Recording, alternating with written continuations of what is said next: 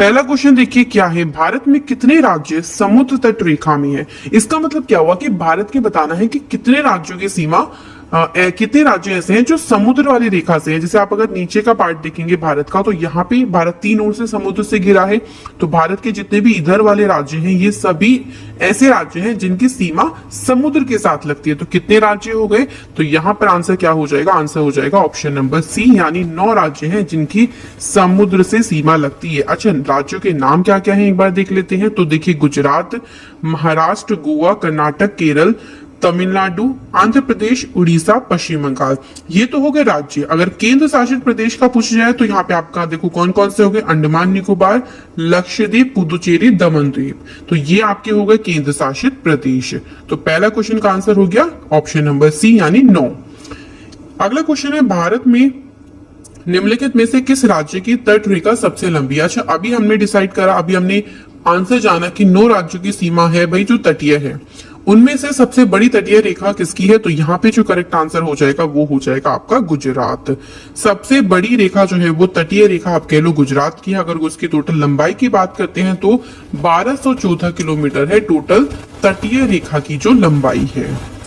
अगला है देखो, निम्नलिखित भारतीय राज्यों में से किससे होकर कर्क रेखा नहीं गुजरती है। अब सभी को पता होना चाहिए कि भारत का, अगर हम लोकेशन थोड़ा सा बना ले डायग्राम, ठीक है, इतना मतलब आपका ऐसे ही हमने डायग्राम बनाया है जस्ट समझाने के लिए।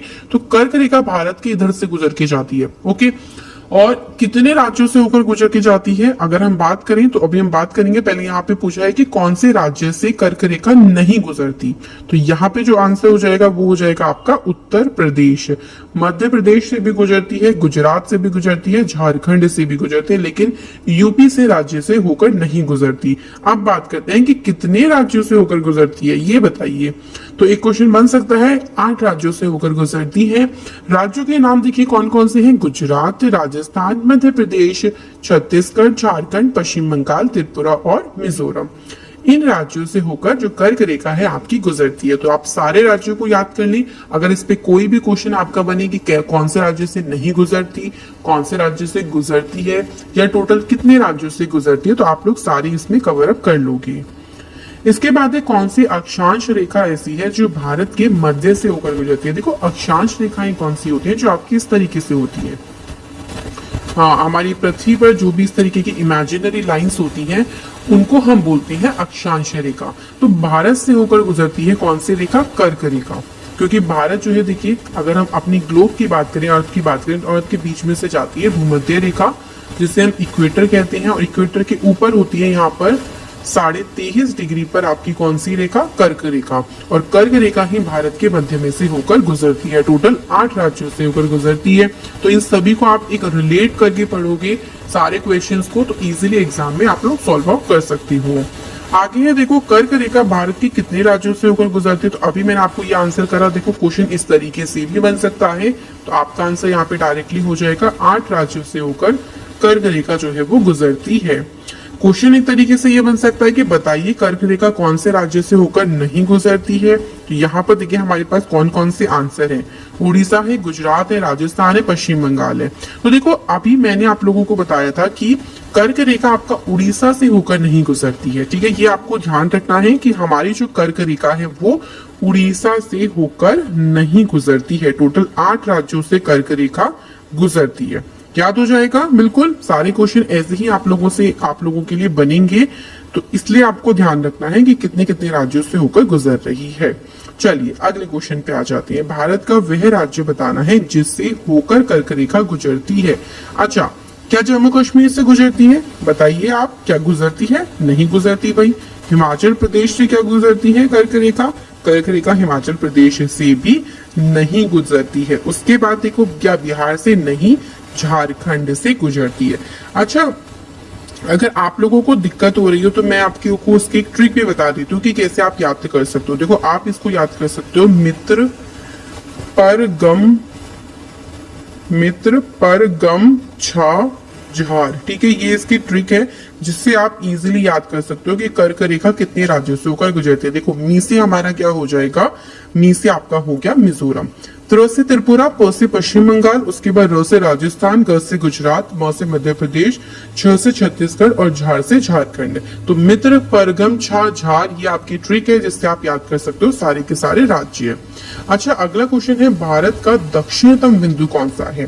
क्योंकि देखिए उत्तरी बिंदु, पूर्वी बिंदु और ये सारी बिंदु हमें पता होनी चाहिए, लेकिन हमें दक्षिणी बिंदु कहाँ है? तो दक्षिणी बिंदु अगर लोकेशन की बात करें तो नीचे का बिंदु हमारा कौन सा है? सबसे यहाँ पे जो आंसर हो जाएगा वो हो जाएगा आपका इंदिरा पॉइंट। ठीक है, और अगर ये भी पूछा जाए आपका कि बताइए इंदिरा पॉइंट की लोकेशन कहाँ पे है, देखो तो अगर हम इंदिरा पॉइंट की लोकेशन की बात करते हैं तो ये निकोबार द्वीप समूह में है। पहले इसको पिग्मेलियन पॉइंट कहा जाता था। तो ये आपको जितने भी मैं इंपॉर्टेंट पॉइंट्स बता रही हूँ आप लोग इसको या तो नोट डाउन कर लीजिए क्योंकि काफी ज्यादा इंपॉर्टेंट पॉइंट्स हैं। भारत के दक्षिण में सबसे दूरस्थ स्थल कौन सा है? देखो क्वेश्चन की लैंग्वेज चेंज हो सकती है लेकिन आंसर तो वही रहेगा ना, दक्षिण सबसे दूरस्थ स्थल। क्योंकि देखिए जो ये इंदिरा पॉइंट है ना, आपको पता है कि जो निकोबार हमारा अंडमान निकोबार आइलैंड है वो थोड़ा सा अलग है इंडिया से, थोड़ा सा दूरस्थ स्थल में भी आपका आ जाता है। तो यहाँ पे आंसर ही क्या हो जाएगा आपका? इंदिरा पॉइंट आंसर हो जाएगा। इंदिरा पॉइंट में ध्यान रखो एक बात इसकी कि यहाँ पे एक प्रकाश स्तंभ है, एक लाइट आप कह सकते हो पोल है जिसका उद्घाटन किया गया था 30 अप्रैल 1972 को। और इसे का जो ये जो दक्षिणतम बिंदु है ना, इसे हम इंदिरा पॉइंट कह रहे हैं, इसका नाम भारत की पूर्व प्रधानमंत्री इंदिरा गांधी जी के नाम पर रखा गया। तो ये क्वेश्चन एग्जाम में बन सकता है कि बताइए किसके नाम पर इंदिरा पॉइंट का नाम रखा गया। तो आप लोग इसे ध्यान रखो। इंदिरा पॉइंट का अन्य नाम क्या है? कि इंदिरा पॉइंट को किस और नाम से जानते हैं तो हमें यहाँ पे बताना है। तो देखिए पार्सन पॉइंट, लाहिंग चिंग, पिग्मेलियन पॉइंट या इनमें से, अच्छा यहाँ पे एक ऑप्शन जो आपका रहेगा वो मैं सही कर देती हूँ, ये ऑप्शन होगा इनमें से सभी, इनमें से सभी। क्योंकि पार्सन पॉइंट भी इसको कहते हैं, लाहिंग चिन भी इसको कहा जाता है, कई अदर लैंग्वेजेस में भी देखो नए नए नाम आपको पता है, पिग्मेलियन पॉइंट भी इसको कहा जाता है। तो इनमें से सभी यानी ये सभी इसका जो है वो करेक्ट आंसर हो जाएगा। तो यहाँ पे आप छोटी सी आप इसको सही करिएगा, इनमें से कोई नहीं होगा, ये सभी करेक्ट आंसर। अगला है कौन सा स्थान है जो भूमध्य रेखा के सबसे निकट है? अच्छा, मैंने आपको बताया कि भूमध्य रेखा भाई बिल्कुल अर्थ के बीचों बीच में से जाती है। हमारा जो इंडिया है वो भूमध्य रेखा से ऊपर इधर की तरफ इंडिया की लोकेशन है। तो जो सबसे पॉइंट आता है पास में तो भाई वो नीचे वाला ही पॉइंट होगा। तो नीचे जो सबसे दक्षिणतम बिंदु है वो कौन सा हो गया? आपका इंदिरा पॉइंट हो गया। तो देखो क्वेश्चन का आंसर वही रहा लेकिन तरीका आपका चेंज हो गया आंसर को करने का। ओके, भारतीय भूमि का सर्वाधिक उत्तरी भाग कौन सा है? अब हमें बताना है कि जो उत्तरी भाग है, अभी तो हम दक्षिण भाग की बात कर रहे थे, सो उत्तरी भाग की बात करते हैं तो ये है इंदिरा कौल। ठीक है, सबसे उत्तर में कौन सा पॉइंट है? इंदिरा कौल, जो कि जम्मू कश्मीर में है, ये ध्यान रखिएगा। अगला है देखो भारत का दक्षिणतम स्थान जो इंदिरा पॉइंट है वो निम्नलिखित में से कहां पे स्थित है? तो ये मैं आपको बता चुकी हूँ कहां पे स्थित है, अंडमान निकोबार द्वीप समूह में स्थित है भारत का जो दक्षिणतम स्थान है। इसके बाद है भारत की मुख्य भूमि को रामेश्वर द्वीप से कौन अलग करता है?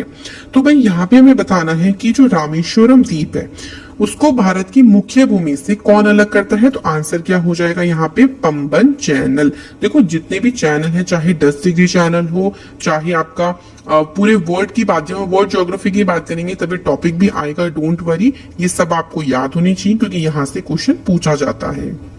अगला है देखो आदम का पुल यानी एडम्स ब्रिज निम्नलिखित में से किन दो देशों के मध्य में है? तो एडम्स ब्रिज की बात करते हैं तो ये भारत और श्रीलंका इन दो देशों के मध्य में है। और आपने राम जी की स्टोरी सुनी है भाई, रामायण के बारे में सभी लोग जानते हैं।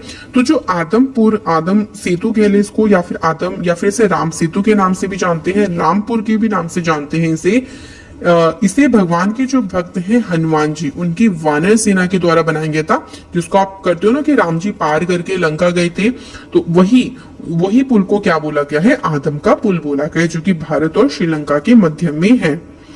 अगला है निम्न द्वीप के युग्मों में से कौन सा एक 10 अंश जलमार्ग द्वारा आपस में पृथक किया जाता है? सिंपल सी बात यहाँ पे आपको पूछी गई है कि जो 10 डिग्री चैनल है वो किन दो द्वीपों को अलग करता है? 10 डिग्री चैनल की बात करते हैं तो ये अंडमान और निकोबार के बीच में है।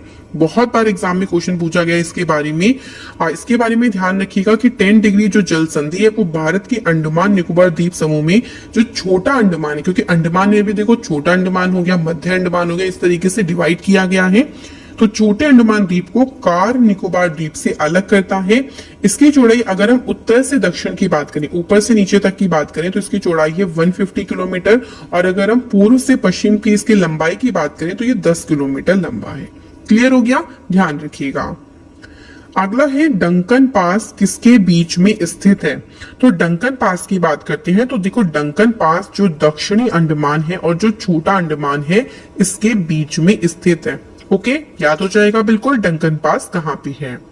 श्रीलंका को भारत से पृथक करता है, भाई कौन सा चैनल है या कोई जल संधि है जो श्रीलंका को भारत से पृथक करते हैं। और कई बार ये क्वेश्चन गलत इसलिए हो जाता है क्योंकि इसका नाम ही ऐसा है, और इसका नाम क्या है, पाक जल संधि। अब बहुत सारे स्टूडेंट सोचते हैं कि भाई ये भारत और पाकिस्तान के बीच में है, लेकिन नहीं, ये भारत और श्रीलंका को पृथक करता है पाक जल संधि। ओके, भारत और चीन के बीच सीमा बनाने वाली रेखा, देखो ये तो जल संधि थी, लेकिन भारत और चीन के बीच में हम एक सीमा भी की भी बात होती है, जैसे भारत और चीन के बीच में पूछ लेते हैं, भारत और पाकिस्तान के बीच में पूछ लेते हैं। तो जो भारत और चीन के बीच में सीमा रेखा है उसको बोला जाता है मैकमोहन रेखा। ओके, और मैकमोहन रेखा की बात करते हैं तो इसे सन हेनरी मैकमोहन के नाम पर रखा गया था, जिन्होंने इस समझौते में महत्वपूर्ण भूमिका निभाई। अगला क्वेश्चन है 21, भारत की सबसे लंबी अंतर्राष्ट्रीय सीमा किस देश के साथ है। तो देखिए अंतर्राष्ट्रीय सीमा का मतलब वही होगा कि हमारी जो भी नेबरिंग कंट्रीज हैं, जो हमारे पड़ोसी देश हैं, सबसे ज्यादा सीमा कौन से देश के साथ लगती है। तो देखिए आपने देखा बांग्लादेश बहुत ज्यादा पार्ट के साथ इसकी सीमा लगती है, तो यहाँ पर आंसर हो जाएगा आपका बांग्लादेश। अच्छा, अंतर्राष्ट्रीय सीमा की बात होती है तो एक बार ये देख लेते हैं कि भारत के पड़ोसी देश कौन कौन से हैं। चीन, पाकिस्तान, नेपाल, भूटान, अफगानिस्तान, बांग्लादेश, श्रीलंका, म्यांमार और मालदीव। तो ये आपके क्या हो जाएंगे, ये हो जाएंगे टोटल आपके पड़ोसी देश। सबसे छोटी स्थलीय सीमा भारत किस देश के साथ बनाता है। अभी तक तो हमने बात करी कि सबसे लंबी सीमा किसके साथ लगती है, और सबसे छोटी सीमा लगती है भूटान के साथ। ओके, तो ये आपको दोनों क्वेश्चन इस तरीके से ध्यान रखनी है। इसके बाद आता है आपका अगला क्वेश्चन, भारत को निम्नलिखित भौतिक प्रदेशों में विभाजित किया जा सकता है। तो बताना है कि भारत को हम विभाजित तो करते हैं, लेकिन इसकी जो भौतिक प्रदेश है वो उनको किस किस पार्ट में विभाजित करते हैं। तो देखो भारत को उत्तरी पर्वतीय प्रदेश, बृहत मैदानी प्रदेश, दक्षिण प्रायद्वीपीय प्रदेश और सागर तटीय, इन चार में इसको भौतिकी यानी फिजिकल तौर पर इसको डिवाइड किया गया है। अगला है भारत का कौन सा भू आकृतिक विभाग जो है वो प्राचीनतम है। मतलब अभी मैंने आपको जो पार्ट बताए हैं उसमें सबसे पुराना विभाग कौन सा है। तो देखिए जो प्रायद्वीपीय पठार है ना, वो सबसे भारत के जो है वो प्राचीनतम भू आकृतिक विभाग है। इस तरीके से भी आप लोगों से कई बार क्वेश्चन एग्जाम में देखने को मिले हैं। अगला है गारो खासी जयंतिया। भाई ये पहाड़ियों के बारे में आपने सुना होगा। आप लोग सोचे कि कौन सी राज्य में पहाड़ियां हैं, इसके बाद डिस्कस करेंगे इसका आंसर। पहाड़ियां जो है वो ये किसका भाग है। तो देखो ये जो पहाड़ियां है ना, इनको पूर्वोत्तर की पहाड़ियां कहा जाता है, तो ये पूर्वोत्तर की पहाड़ियों का ही भाग है। और अगर हम ये बात करें तो कौन से राज्य में है, तो ये मेघालय राज्य में है। वहां पर की जो जनजातियां हैं गारो खासी, उन्हीं के नाम पर इन पहाड़ियों का नाम रखा गया है। अगला है निम्नलिखित में से कौन सा तट पश्चिमी तट का भाग नहीं है। भारत के दो तट हैं आपके। अगर हम इस तरीके से बात करें भारत का नीचे का पॉइंट, तो ये हमारा भारत का पूर्वी तट हो गया, इधर के तट को बोला जाता है पश्चिमी तट। तो पश्चिमी तट का भाग कौन सा नहीं है ये पूछा है एग्जाम में, नहीं 100% पढ़ के आइएगा। यहाँ पे आंसर हो जाएगा कोरोमंडल तट। इसके बाद है भारत का पूर्वी समुद्री तट किस नाम से जाना जाता है। तो आपका अगर भारत का जो इधर का पूर्वी तट है, इधर ये इसको बोलते हैं हम पूर्वी तट, इसको कौन से नाम से जानते हैं, तो इसे बोलते हैं कोरोमंडल तट। एग्जाम में आप देखो उठा के प्रीवियस ईयर के क्वेश्चंस, डोंट वरी वो भी आगे कराए जाएंगे, पहले टॉपिक्स कंप्लीट कर लेते हैं। उनमें ये सारे क्वेश्चन आपके बने हुए हैं, सब पूछे गए हैं, सब ध्यान रखिएगा। अगला क्वेश्चन है देखिए, स्वतंत्रता के पूर्व कौन सा क्षेत्र भारतीय कौन सा क्षेत्र ऐसा है भारत का जिसको काला पानी के नाम से जानते थे? तो काला पानी की सजा आपने सुनी होगी, बड़ी डिफिकल्ट सजा होती थी भाई। और स्वतंत्रता से पूर्व अंडमान निकोबार द्वीप समूह को, मतलब उस क्षेत्र को काला पानी के नाम से जाना जाता था, याद रखिएगा। नेक्स्ट है लक्षद्वीप समूह स्थित है। लक्षद्वीप की अगर लोकेशन की बात करते हैं तो देखो, अगर हम भारत का थोड़ा सा मैप बना लूं तो इधर की तरफ आपके बहुत छोटे छोटे छोटे छोटे से ना आइलैंड्स है, और ये आइलैंड्स के आपके लक्षद्वीप कहलाते हैं। और इधर ही आपका क्या पड़ता है, अरब सागर पड़ता है। तो जो लक्षद्वीप समूह है वो कहाँ पे इसकी लोकेशन है, अरब सागर में। अगला है निम्नलिखित में से कौन सा द्वीप भारत और श्रीलंका के मध्य में स्थित है? अभी तक हम लोगों ने क्या पढ़ा था कि भारत और श्रीलंका के मध्य जो जल संधि है वो है पाक जल संधि। यहाँ पे एक छोटा सा द्वीप भी है, हमने इसके बारे में पहले भी पढ़ा था, रामेश्वरम द्वीप। ओके, याद रखिएगा रामेश्वरम द्वीप किन दो देशों के मध्य है, ऐसे भी क्वेश्चन बन सकता है, भारत और श्रीलंका के मध्य। अभी बात हो रही थी लक्षद्वीप, भाई अरब सागर में बहुत सारे छोटे छोटे द्वीप से मिलकर बना है। अब इसमें कितने द्वीप है ये पूछा गया है। तो लक्षद्वीप समूह में टोटल जो द्वीपों की संख्या है वो है 36। तो याद रखिएगा बिल्कुल, लक्षद्वीप में टोटल कितने द्वीप है, 36। अच्छा, लक्षद्वीप की स्थापना कब हुई थी? 1 नवंबर 1956 को। लक्षद्वीप की राजधानी क्या है, कवारत थी, ये भी आप ध्यान रखना। अगला क्वेश्चन आपका है दक्षिण गंगोत्री क्या है? तो जो दक्षिण गंगोत्री है इसको कहा जाता है अंटार्कटिका में स्थापित भारतीय वैज्ञानिक अनुसंधान केंद्र। इसको दक्षिण गंगोत्री का नाम दिया गया है, तो बस आपको इतना इससे ध्यान रखना है। भारत में वर्तमान में किस स्थान को सफेद पानी के नाम से जाना जाता है? अच्छा, सफेद पानी आप समझ रहे हो, इसका मतलब ये होगा कि वहां पे ठंड बहुत ज्यादा होती है, बहुत ज्यादा होती है, पूरा बर्फ ही बर्फ, पूरा सफेद ही सफेद रहता है। और वो कौन सा स्थान है भाई, वो सियाचिन वाली जगह है। सियाचिन ग्लेशियर आपने सुना होगा, तो वो जगह है जहाँ पे बहुत ज्यादा एक्सट्रीम लेवल पे ठंड होती है और पूरा आप ऐसा करो कि बर्फ की चादर से ढका होता है, तो उसे सफेद पानी भी कहा जाता है। जम्मू कश्मीर राज्य का वह हिस्सा जिस पर चीन का अधिकार है उसे क्या कहते हैं? क्योंकि आपको पता है, अगर हम जम्मू कश्मीर का थोड़ा सा बात बनाए तो इधर का अगर हम बात करें तो ये चाइना ने इस हिस्से को कब्जा रखा। ये है भारत का हिस्सा, लेकिन चाइना से इस पे अपना कब्जा कर रखा और इसी हिस्से को बोला जाता है अक्साई चीन। अक्साई चीन के नाम से ये हिस्सा जाना जाता है। भारत का एकमात्र शीत मरुस्थल ये कौन सा है? तो भाई भारत का एकमात्र जो शीत मरुस्थल है वो अगर ऑप्शंस में बात करें तो लद्दाख यहाँ पर बिल्कुल सही आंसर होगा। भारत की भौगोलिक स्थिति के संबंध में बताना है, निम्नलिखित में से कौन सा कथन सही है? अब देखो, इन सभी में से कोई एक चीज आपकी जो है वो ट्रू होगी, तो हमें बताना है कि बताइए इनमें से कौन सा कथन सही होगा। पढ़ लेते हैं। यह विषुवत रेखा के उत्तर में स्थित है। विषुवत रेखा आपकी भूमध्य रेखा है, उसके उत्तर में स्थित है। ये बात तो भाई बिल्कुल सही हो गई। इसकी लोकेशन अगर अक्षांश की बात करें तो आपको देखो ये पूरा का पूरा एग्जैक्ट ध्यान रखना है। 8 डिग्री 4 मिनट उत्तर से 37 डिग्री 6 मिनट उत्तर इसका अक्षांश है। और देशांतर की बात करें तो ये इसकी लोकेशन है। तो ये दोनों ही बिल्कुल सही है। यहाँ पर जो आंसर हो जाएगा वो उपयुक्त सभी सही है, क्योंकि सारे ही ऑप्शन यहाँ पर सही बोले गए हैं भारत के बारे में। तो यहाँ पर डी ऑप्शन सही हो जाएगा। अगला क्वेश्चन है भारत किस गोलार्ध में है? अच्छा, इस क्वेश्चन के बारे में मैं ये सोचती हूँ कि सभी बच्चों को पता होना चाहिए, क्योंकि क्वेश्चन बहुत ही ज्यादा कॉमन है। अगर हम अपनी भारत के लोकेशन की बात करते हैं तो हमें बताना है कि क्या ये उत्तर और पूर्वी में है, क्या ये दक्षिण और पूर्वी में? अच्छा, उत्तर पूर्वी कैसे बनेगा? आंसर बता देती हूँ, उत्तर और पूर्वी। पहली बात तो उत्तर में है, क्योंकि ये भूमध्य रेखा से जब हम ऊपर की तरफ देख रहे हैं तो ये आपका उत्तर हो गया।